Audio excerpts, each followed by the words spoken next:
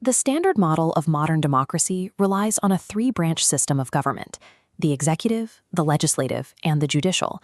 In theory, accountability flows downward. Independent watchdogs and regulatory agencies act as the state's immune system, tasked with monitoring the power of the executive branch.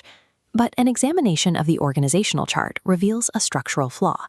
These watchdogs almost always live inside the same executive branch they are tasked with policing. They answer to the same chain of command and rely on the same budgets they are supposed to audit. This creates a conflict of interest where the watched controls the watcher. When an executive goes rogue, dark influence filters down the hierarchy. These oversight bodies flip their function, becoming guard dogs for the administration, protecting corrupt actors from scrutiny. Fixing this vulnerability requires abandoning the three-branch model. True accountability is only possible by severing all oversight functions from the executive. This isolation creates a new, distinct constitutional pillar, the control branch. Preventing the consolidation of power means letting go of clean, top-down flowcharts. A secure government requires an oversight branch that abandons hierarchy and operates on the principle of overlapping, structural anarchy. The executive branch is built to execute. To do that efficiently, it requires a strict hierarchy, a single chain of command where orders flow from top to bottom. Applying that pyramid structure to an oversight body creates a single point of failure. Capture the apex, and you control everything beneath it. The architectural opposite of the pyramid is the mesh network. This is how a control branch operates, as a decentralized, interconnected web. It consists of independent entities: auditors, regulatory agencies, ombudsmen, and prosecutors. They share data laterally, bypassing any central boss. The defining mechanic is overlapping jurisdiction. These independent agencies monitor the state apparatus and each other. If one node is compromised or purposefully blinded, the system does not fail. Multiple other watchdogs are already observing that same space, triggering a failsafe. To prevent this web from becoming a new center of power, the control branch is stripped of legislative and executive authority. They cannot write laws or deploy police. Their only power is to audit, subpoena, and initiate legal procedures. By replacing a chain of command with a dense web of constraints, the math changes. A single corrupt official can no longer blind the state apparatus. They simply trigger a cascade of independent alarms. At the top of this anarchic ecosystem sits the ultimate enforcement mechanism, the constitutional court. In standard models, constitutional courts are routinely paralyzed. They're bombarded with thousands of individual grievances, creating an endless backlog of low-level disputes. This bureaucratic noise acts as a smokescreen. While the court processes neighborhood disputes, it lacks the bandwidth to address systemic violations of the Constitution by the executive. The mechanical fix requires stripping the court of individual citizen complaints and redirecting those cases to lower courts. This clears the way for the apex node to perform its specific function. Without the weight of petty cases, the Constitutional Court adopts a focused mandate, auditing macro-state actions. Its primary function is mechanical verification.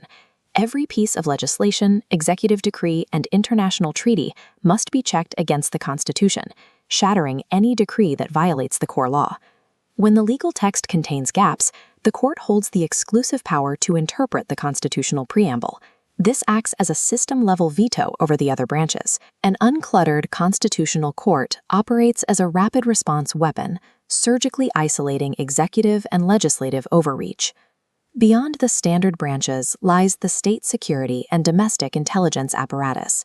These agencies inherently operate behind a wall of secrecy. Left unchecked, this opacity creates a systemic threat. Unaccountable intelligence agencies can collude with organized crime or manipulate domestic politics, using state secrecy to block scrutiny. The first containment strategy is a constitutional mandate. Intelligence agencies are stripped of all domestic political purview.